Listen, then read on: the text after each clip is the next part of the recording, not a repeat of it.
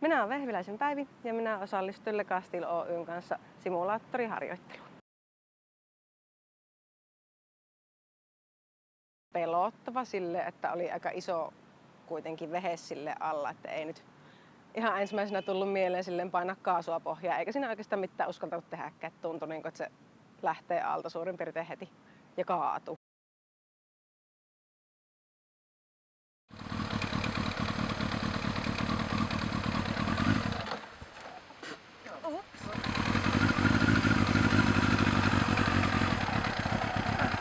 Tuntuu, että vettää rauhalleen tuonne oikealle puolelle ihan päin.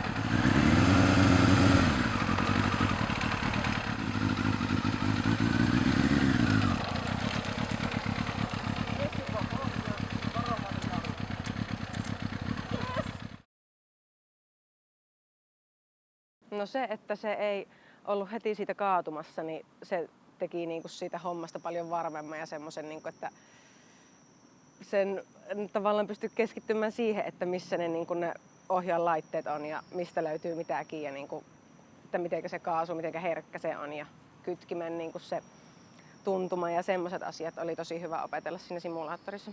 Se vaihteiden vaihtaminen, niin niinku siinä se perusajatus tuli tosi hyvin siinä simulaattorissa.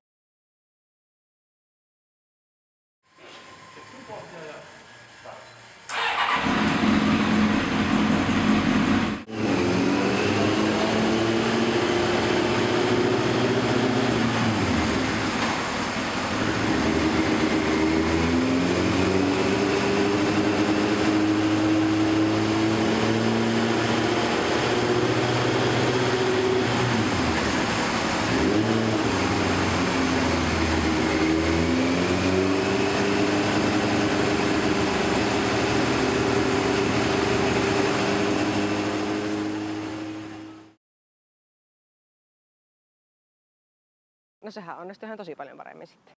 Ties, että niinku, mitenkä kaasua, mitenkä vähän sitä tavallaan pitää niinku käyttää ja että mitenkä hitaasti kytkintä nostaa. Ja pystyssäkin pysyy sitten huomattavasti paremmin.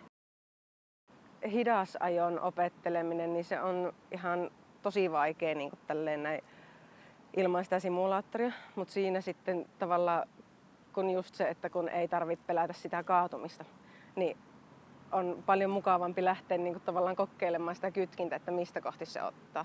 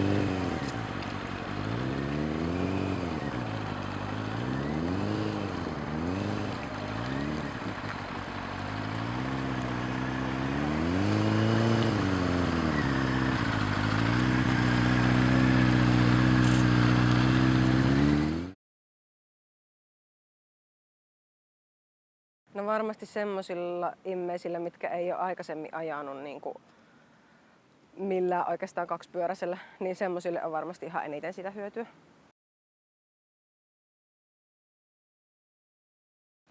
Tosi paljon helpompi. Autokouluopeakin oli silleen, että oot sä ennen ajanut pyörällä? Ja mä olin silleen, olen. Oli niin kuin, kyllä siitä ihan selvästi on hyötyä.